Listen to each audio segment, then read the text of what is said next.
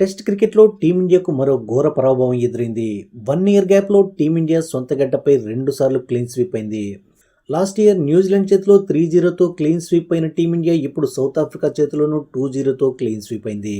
South ఆఫ్రికాతో జరిగిన second టెస్ట్లో team India ఏకంగా 408 పరుగుల తేడాతో ఓటమి పాలై రికార్డు సృష్టించింది. టీమిండియా టెస్ట్ క్రికెట్ హిస్టరీలోని రన్స్ పరంగా ఇదే అతిపెద్ద ఓటమి. మరోవైపు ఈ విజయంతో సౌత్ ఆఫ్రికా 2-0తో సిరీస్ను క్లీన్ స్వీప్ చేసి చరిత్రను తిరగరాసింది. 25 ఏళ్ల తర్వాత సొంత గడ్డపై భారత్ను ఓడించింది. ఇక ఈ మ్యాచ్లో టీమిండియా మొదటి రోజు నుంచే తడబడింది. మొదటి రోజు చివరి సెషన్లో కాస్త అప్పర్ హ్యాండ్ సాధించినట్లు కనిపించినా ఆ తర్వాత నుంచి పూర్తిగా సౌత్ ఆఫ్రికా డామినేషన్ కొనసాగింది.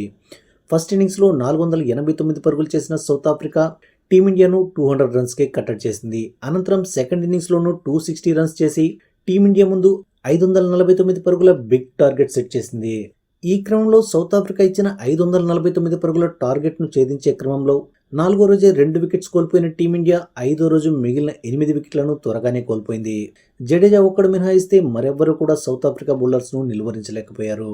మిగతా బ్యాటర్స్లో ఎస్ఎస్పి జైస్వాల్, కేఎల్ రాహుల్, సాయి సుదర్శన్, ధ్రువ్ జురేల్, రిషబ్ పంత్, వాషింగ్టన్ సుందర్ ఎవ్వరు కూడా కనీసం ఫైట్ చేయలేకపోయారు. ఇక సౌత్ ఆఫ్రికా బౌలర్లో సైమన్ హార్మర్ మరోసారి మ్యాచ్ విన్నింగ్ పర్ఫార్మెన్స్తో అదరగొట్టాడు. ఏకంగా 6 వికెట్లతో భారత పతనాన్ని శాసించాడు.